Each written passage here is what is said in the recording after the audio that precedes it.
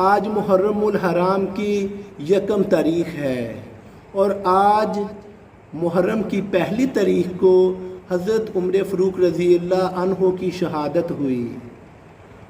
آپ نے دین اسلام کے لیے بڑی بڑی جنگیں لڑیں، دین اسلام کے لیے بڑی بڑی قربانیاں دیں۔ آپ کا ایمان اتنا زیادہ تھا، اللہ تعالیٰ نے آپ کا ایمان لامحدود کر دیا تھا۔ آپ جس گلی سے گزرتے تھے، آپ جس راستے سے گزر رہے ہوتے تھے، شیطان وہاں سے ہٹ جاتا، شیطان اس راستے سے بھاگ جاتا۔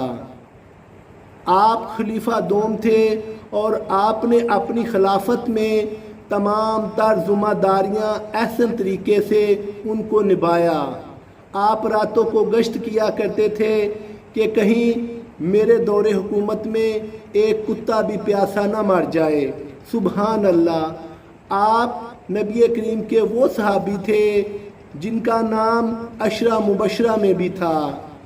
اللہ تعالیٰ نے آپ کو ایمان کی دولت سے اس قدر نوازا تھا کہ شیطان اس راستے سے ہٹ جاتا۔